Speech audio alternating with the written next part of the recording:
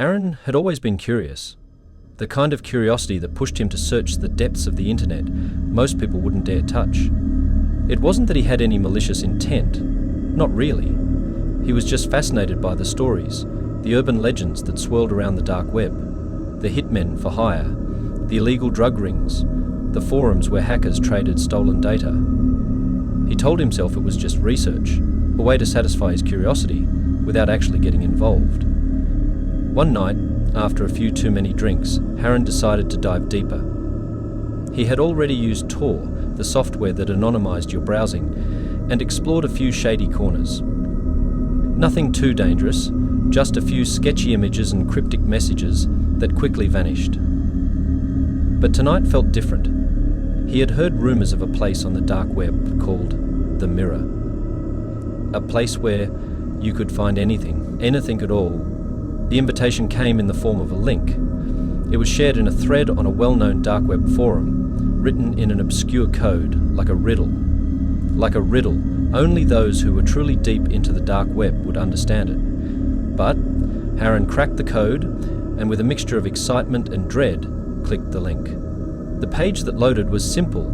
No flashy images or fancy animations.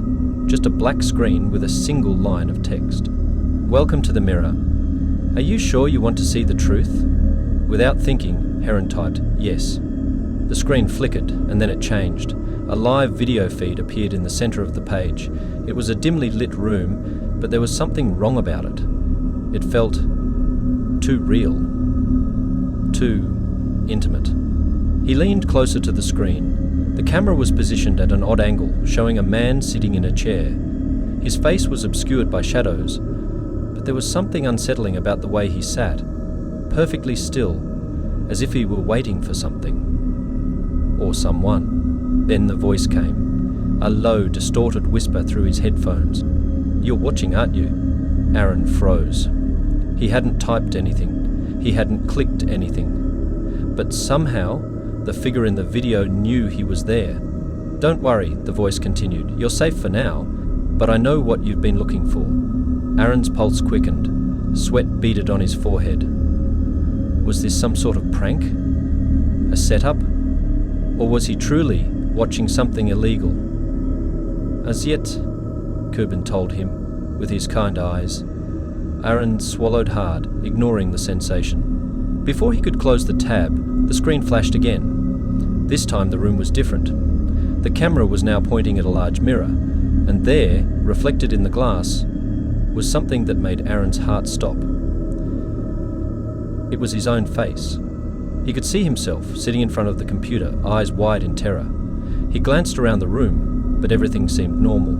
Just his apartment. No one else was there. But then, something in the reflection moved. A shadow just behind him shifted across the wall. Aaron spun around. His apartment was empty. The door was locked. The windows were shut. He was alone. But when he turned back to the screen, the reflection in the mirror was different. Now, there were two figures in the room, one standing just behind him. The figure was tall, unnaturally so, and its face was obscured, like it was draped in darkness. The voice returned. "You should have never clicked yes, Aaron. Now you know too much." Panic set in. Aaron tried to close the browser, but his mouse wouldn't move. His keyboard was unresponsive. The reflection in the mirror showed him frantically hitting keys, but it didn't seem to matter. The figure behind him stepped closer, inch by inch, its movements slow and deliberate. "You're not in control anymore," the voice said. "Not here, not anymore." Suddenly, the screen went black. Aaron sat frozen in his chair, breathing heavily, staring at the blank monitor. He wasn't sure how much time passed. Seconds, minutes, hours. But when the screen flickered back to life, he was no longer alone. The dark figure from the reflection was now standing in his room, its face still hidden in shadow, just inches away from him. The voice, now soft and almost comforting, whispered one final message. "Welcome to the Mirror, Aaron. You'll never leave." The lights in his apartment flickered and then went out. When the police found Aaron's apartment the next morning, there was no sign of him. His computer was open, the browser showing only a black screen with a single line of text. The Mirror has claimed another, but no one could explain the strange reflection that had been caught in the camera feed moments before. A figure, wearing a hood, standing just behind Harren, staring directly into the lens of the webcam. And in its eyes, there was something deeply familiar, something that looked an awful lot like Harren himself. The Mirror still exists on the dark web, but no one who has visited it has ever come back.